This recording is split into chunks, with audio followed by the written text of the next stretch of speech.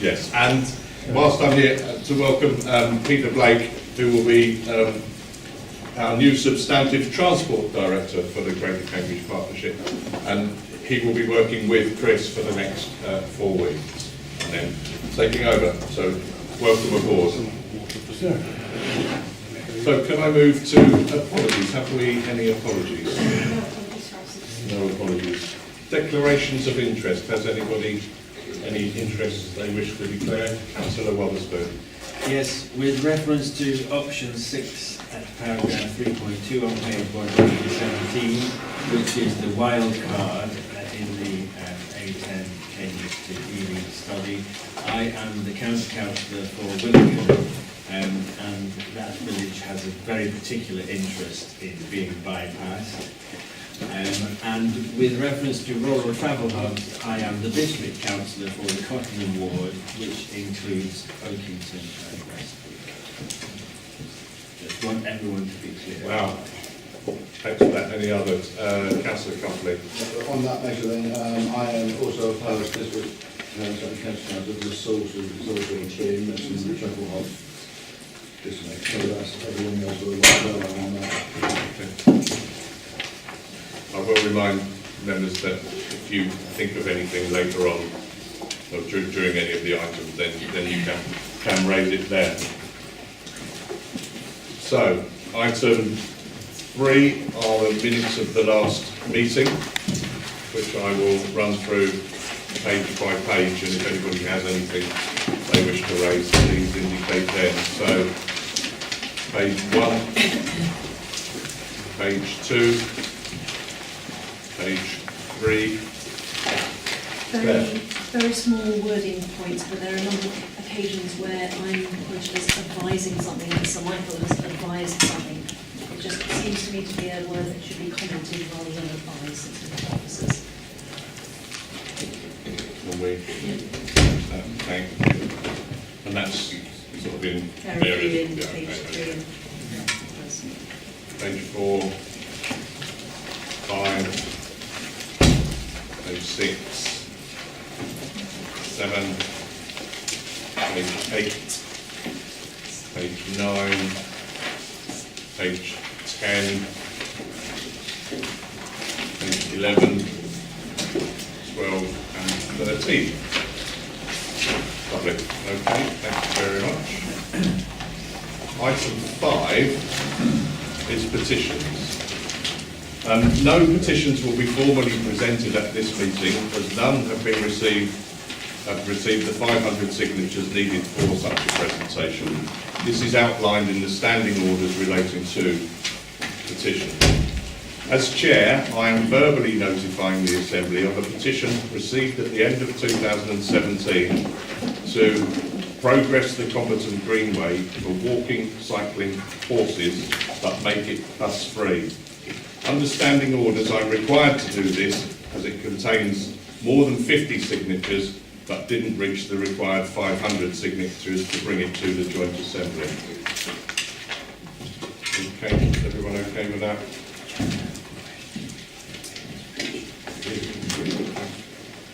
The Vice Chair has just pointed out to me that I jumped over questions from members of the public, so I will go to that now.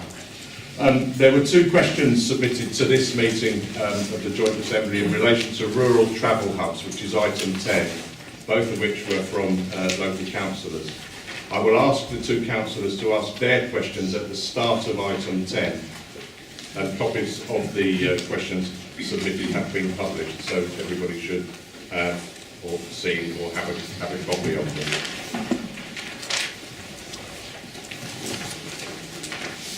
Okay. Item 6, rapid mass transport options appraisal. We're going to hear a presentation from Steer Davis-Gleave, the consultants who are leading on this piece of work, and we welcome Tom Higby and Michael May to join the Assembly today. There will be a chance for the Joint Assembly to ask them and officers questions after the presentation, so please can you all wait, make a note of your questions and ask them at the end of the presentation. There are no recommendations for consideration, though the Joint Assembly are welcome to provide any viewpoints they feel appropriate, and I will communicate this to the Executive Board in my report to them. So, Tom, and I should move that away.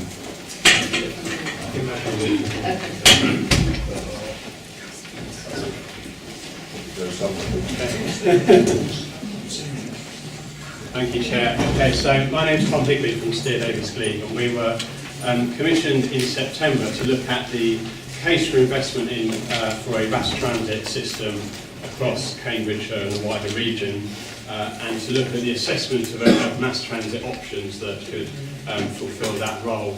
We're now on the cusp of the reporting stage where we've issued our draft report and we're sharing emerging findings. As part of that process, the stakeholder engagement has been absolutely critical, and we reported to this group at the start of November where we shared our then emerging findings, and now we're at the point where we're sharing our recommendations.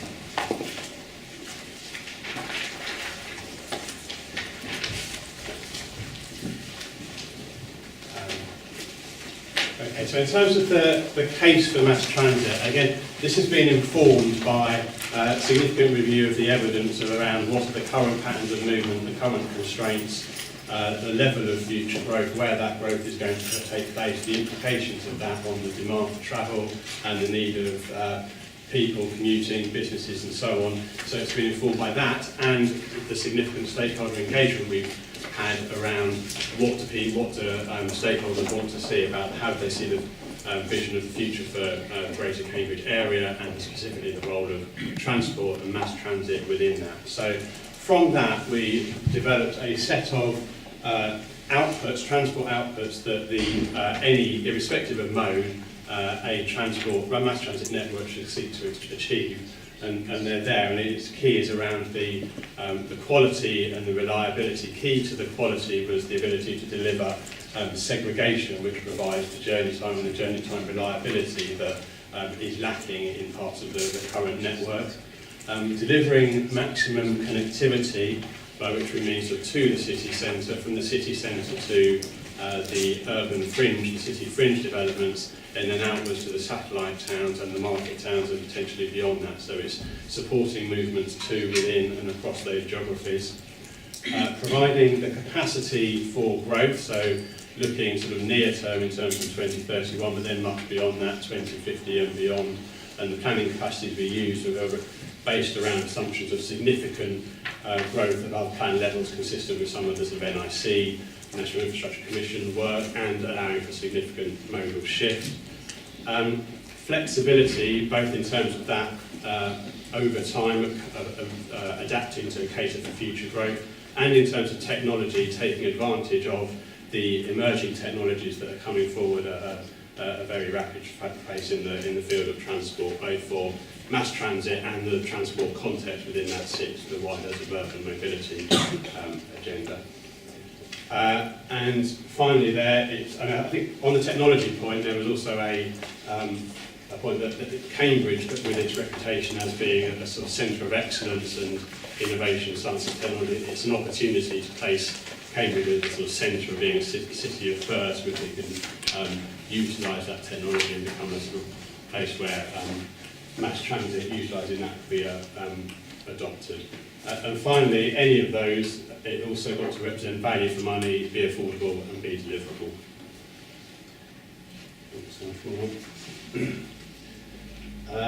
Then how would that look in terms of mapping onto a network? So the theme around segregation, these aren't alignments, these are just, it's a schematic of where you would want to provide segregated corridors that allow access into the city centre, from the city centre out to those, the fringe developments in blue, and then from there widening out to the wider hinterland.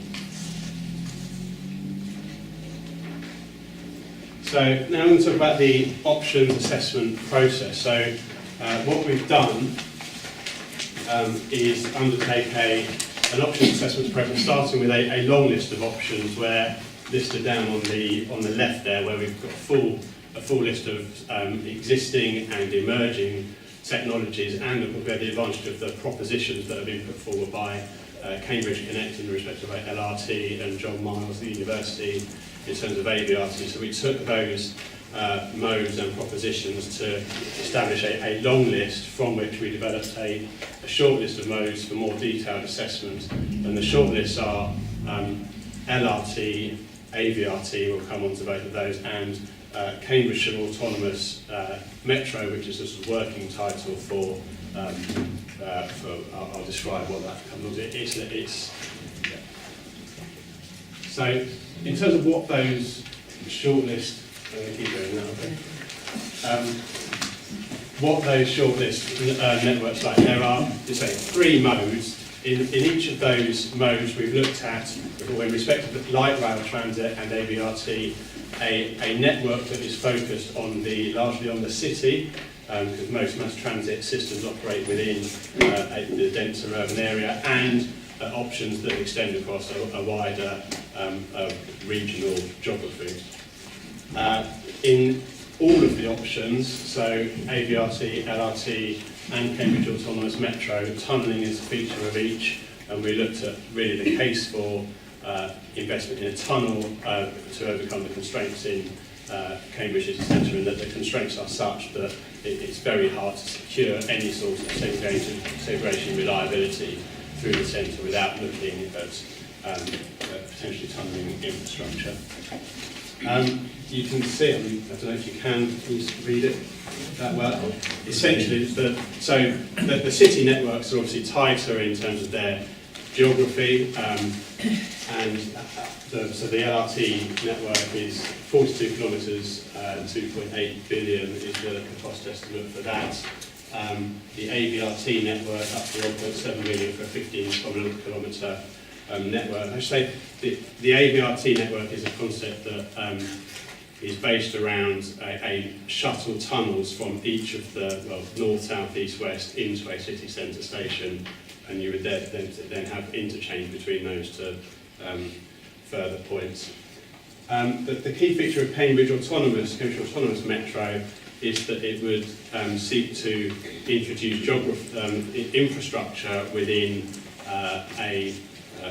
it's 42 kilometres of infrastructure focused within and beyond the city fringe, but that would then facilitate the provision of services that could extend across the wider geography and hinterland. So in terms of its equivalence it's more equivalent with the regional concepts for the other nodes. So that's the more the comparator really.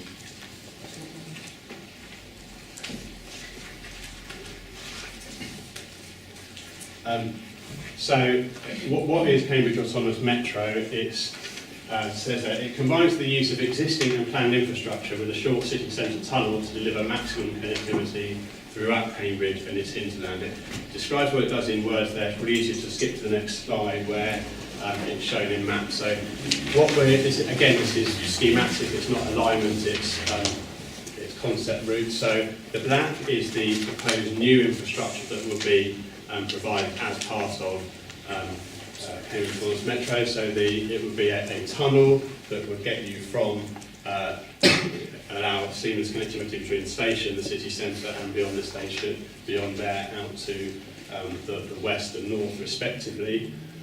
You've then got further corridors that get you to and beyond the city fringe.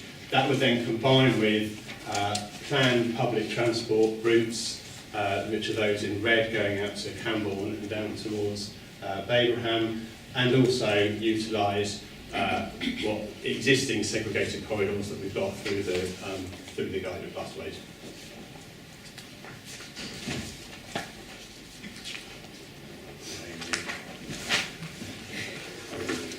So what would the vehicles look like? Essentially, we're looking at a vehicle that has all of the quality attributes that you'd associate with light rail, but taking advantage of what technology now allows, which in terms of autonomous transit is the ability to provide that guidance, but without the rail-based infrastructure. So you're getting the vehicle, the segregation, the quality, but without the need for the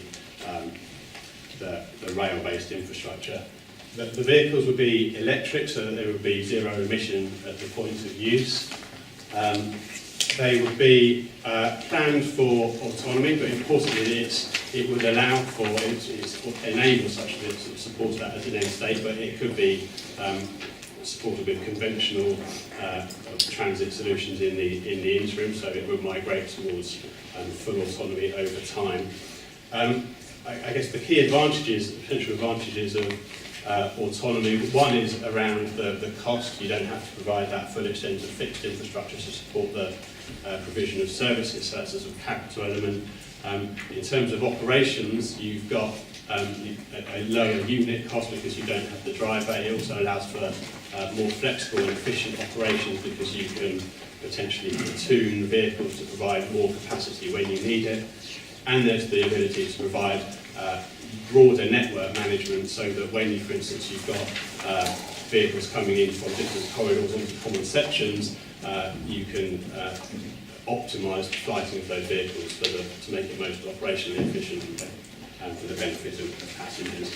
And of course, branding would be a key part of the concept as well.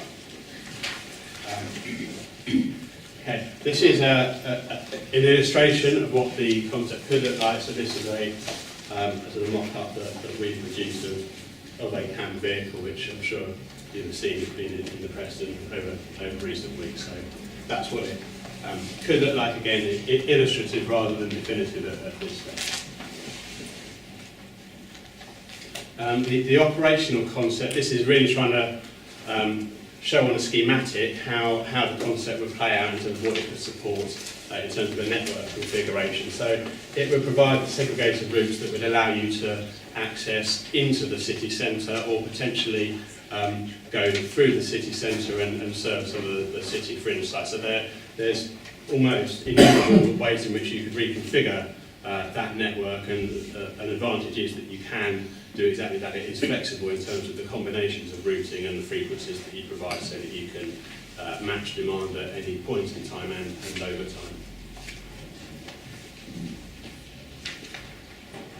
time. So that's really sort of definition, more of a definition on Cambridge Autonomous Metro than the other modes. I know there's more appreciation of what they were because they've been in the public domain. Assessment of the short list of options. It was a strategic assessment involving quite a lot of detailed work. It really boiled down to two essential questions that we were trying to answer. The first is, does it deliver the transport outputs that we showed you on the first or second slide in terms of the capacity, the connectivity, the reliability and so on. The second, is it deliverable? So looking at the cost of actually running, the affordability, the technology risk. So they were really the two key things that we were trying to probe through the strategic assessment. So taking transport outputs and benefits, I'm not going to talk to this slide in any detail, but we did look at all the individual facets of journey quality and flexibility and connectivity, and we did a systematic comparison of the options presented, the regional and city concepts for the modes. The findings from that, really it was that LRT, Light Rapid Transit, would deliver on those transport outputs. It has the potential to deliver a very attractive and coherent network across the city geography and potentially the wider geography. If it was the city geography, it would clearly need to have a combination of feeder services, park and ride to support the broader connectivity. But fundamentally, it would deliver the outputs that we're seeking to achieve. AVRT was developed as a concept really to be a more affordable alternative to LRT and other more expensive transport modes, and it is cheap rate and it delivers significant benefits and introduced a lot of very useful concepts that we've adopted in some of our work. I guess in some of the trade-offs within the solution that are proposed, it's very fast in terms of point-to-point, but it does require quite a volume of interchange, and there are relatively few stops in the city. There are sort of 4 peripheral and 1 core stop in the city centre. So there's a trade-off around the balance of the requirement to interchange and the connectivity. I guess And the other point really was in respect of the speed. While it is a lot faster, it was the reliability and the certainty, particularly over the sort of distances we're talking about from the city fringe to Cambridge, that was seen as more important by stakeholders in particular than speed per se. CAM, we found that performed well against the full range of the transport benefits. So it delivered transport benefits that were akin in broad terms to those of light rail transit, and certainly in comparison to a city network, it wouldn't have that requirement for an interchange to the city fringes to get to that seamless connectivity to the wider hinterland.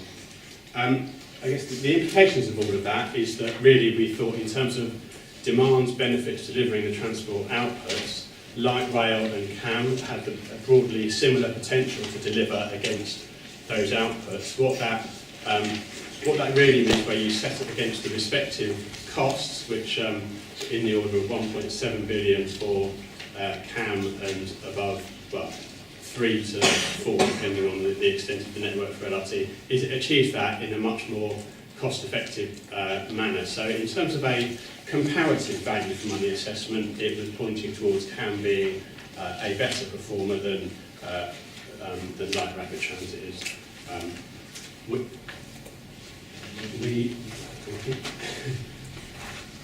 We then also looked at effectively the ability.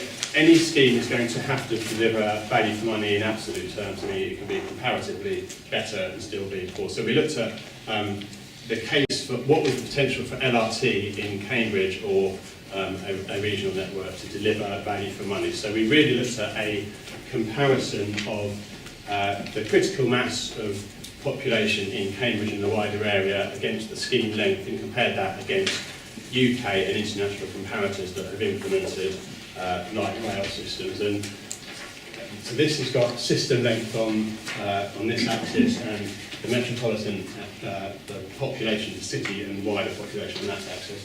And you can see essentially that both the city and regional networks are significant outliers in terms of those, which means they don't have the volume and the critical mass of demand that is likely to support a mass transit network and for it to be value for money and affordable. So while it delivers the benefits, it wouldn't do so in a way that can meet the value for money thresholds. I think the other factor is when you're considering that also in the context of a scheme that includes a city centre tunnel, you've got other things being equal, probably higher cost than for those comparative schemes as well.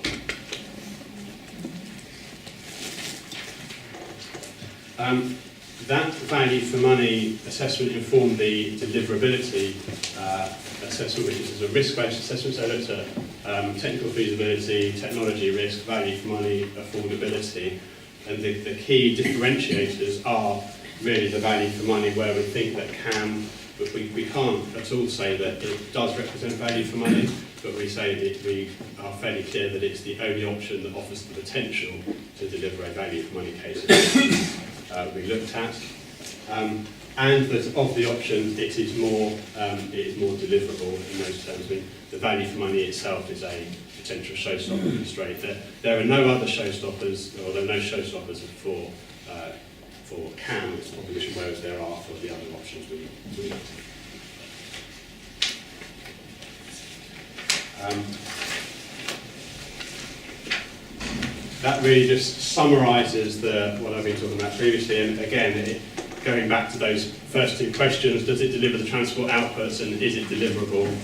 This is really saying that it's CAM that has the potential to do both of those things and outperforms the other options that we've considered. The conclusion of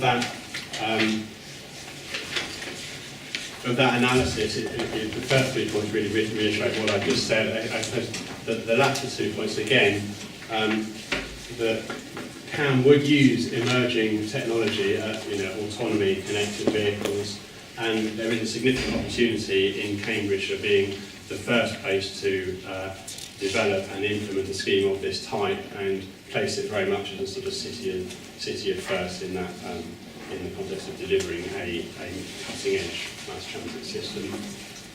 The other point is in terms of transit-oriented development and land value capture, where the Mayor has been setting out ambitions for a different mechanism by which infrastructure can be provided and capture value for that captured through future development.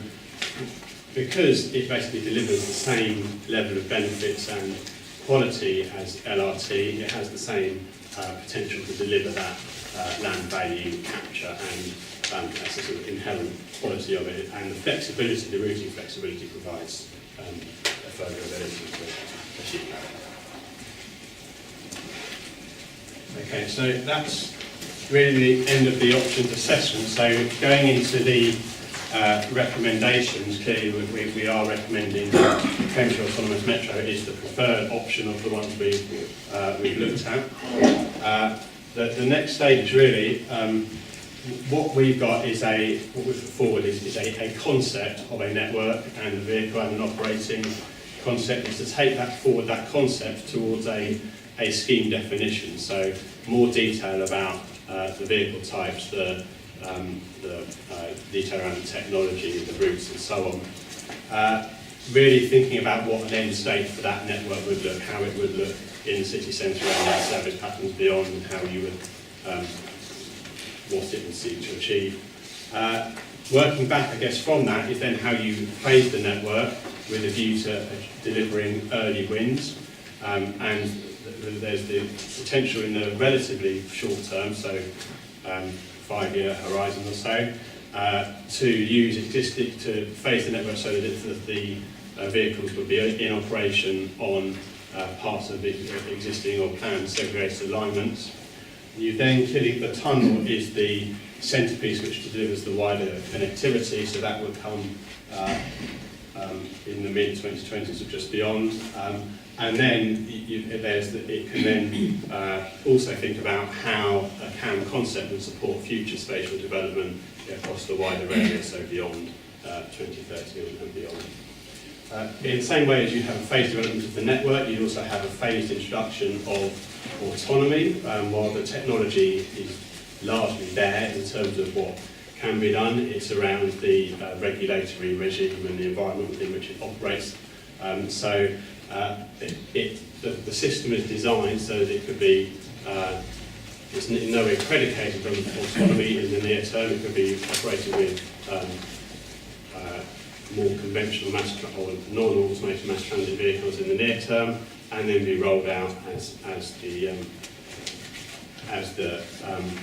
technology permitted. But because of the nature of it, the system being largely segregated, we think there's a sort of strong case that you can achieve autonomous operation on those sections long before you would get to permission to do it on the public road network.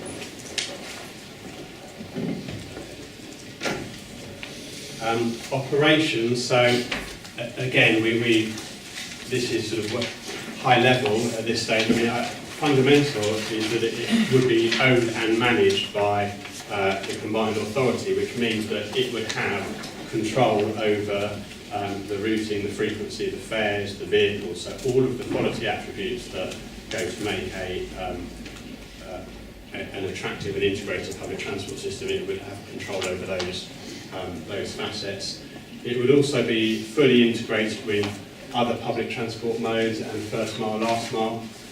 I should say that this is the development of CAM is a complement to all of the other interventions and that are coming forward through the partnership programme and also the existing bus network. So it will be designed to complement those. It's in no way a replacement, and actually it's very complementary in terms of some of the things that it would enable in those other initiatives. Subject to further analysis, we think it would be commercially viable and not require ongoing subsidy to operate. Several reasons really. The unit cost would be lower, particularly when you get into a driverless operation. The nature of segregation means that you've got a sort of win-win in that you've got faster journey times, which reduce the cost side of the equation, and it's more attractive to passengers, so you get more revenues. And then the last set of bullets really are around the operational flexibility. where you've got different levels of demand on different corridors at different times of the day and potentially now and into the future, and the services can be scaled to ensure that you're optimising the network in terms of its benefits and commercial viability. Funding, so there would be an expectation that there would need to be significant local funding for a scheme of this size, and we've looked at again in outline, a range of potential funding mechanisms that listed up there. I guess those that are of relevance and came through the stakeholders' discussions is an appetite to consider dynamic charging in some form, both in terms of its complementarity in a transport planning sense, and also because you can then use the money through any charging to fund the infrastructure, so that you're getting some push and pull factors that make it more acceptable for any charging regime. In terms of innovative funding, I think again we're thinking more in terms of some of the land value uplift work that the Mayor has championed, and actually the National Infrastructure Commission was very positive in terms of pointing out that would be very much part of a potential funding source of this, particularly to fund future routes and extend the network over time. Central government funding, it would also, subject to meeting sort of value for money criteria, be eligible for central government funding, and in particular the emphasis at the moment is on transport as a means of supporting housing delivery. So last year there was a housing infrastructure fund of I think it's 3 billion, of which you can get 250 million for any particular scheme. So there is a significant public funding available. There are also a whole range of technology-related funds that clearly this scheme could draw on, and you would expect the department to be very, very keen to engage in. Final slide is delivery timescales, which is probably say indicative delivery timescales. There's a sort of there's a planning process in terms of developing the scheme, doing the detailed assessments, working towards a potential inquiry. We do think that, in particular for the tunnel section, I think in parallel you would be looking to look at what you can do in terms of delivering near-term wins on the existing and planned infrastructure in advance of the tunnel coming on stream. So we've got in 2021 you could have vehicles operating on parts of the segregated guideway. And we are looking really at the full network being facilitated from 2026, 2027 on that timescale. Thank you, Tom.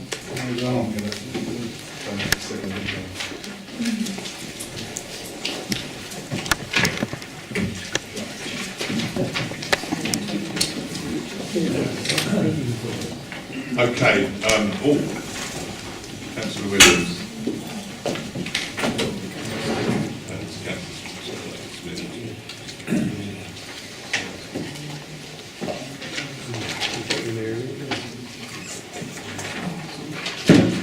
Start off with Councillor Smith. Thank you very much. I've just got so thank you very much for the presentation. That was really useful, really good. Before I ask questions, I'll have to later about the content. I've just got a question for officers and yourself as chair, please, about the papers. So I was pretty surprised to find absolutely that this presentation wasn't included in our papers. Now I'm aware that because of the Mayor prematurely releasing the report prior to Christmas, we had seen the report, but ours are public papers. So, the public had not been privy to any information within our papers about what we were going to hear today. I was also fairly astounded that there was 2 detailed press releases, one in the Cambridge News and one in the Independent, released yesterday from this organisation, which really is preempting the discussions we're having today. At the beginning of this meeting, you said that we weren't making recommendations today. However, the Cambridge News says the Greater Cambridge Partnership Assembly will discuss the recommendations tomorrow. If we're discussing recommendations, we're making recommendations. So I would have expected these press releases to go out after today, not before today, because I think it's predetermining our discussion. So I'm shocked about that. I'm shocked that there was no paperwork, it just said rapid mass transit, options appraisal, and nothing in the papers whatsoever. So it's not just us, it's the public. So I think, it's a poor show, quite honestly. It doesn't make us look good.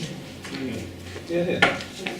Would you like to? Yeah. So if I may explain, Chair, so the report, as Tom explained, is still being finalised, and it's the report that will go to the Combined Authority meeting on the 31st of January, and that will be published a week before that meeting, and that same report will go to the Executive Board.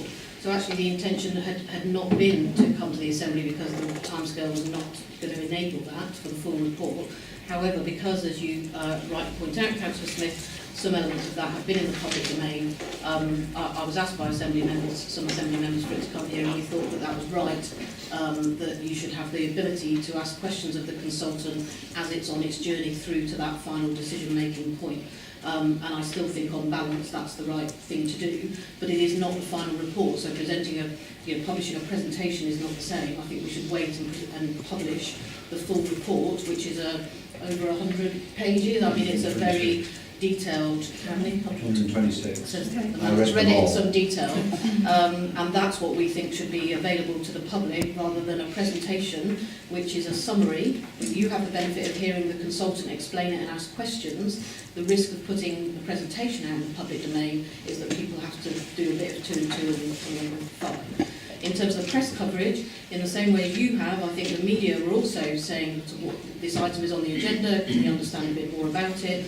And building on what had already been released, we did enter into a conversation to explain a little bit more about the features of the system, which I think is also helpful for people to get a better idea about what is the concept that is being discussed in the meetings that are coming up.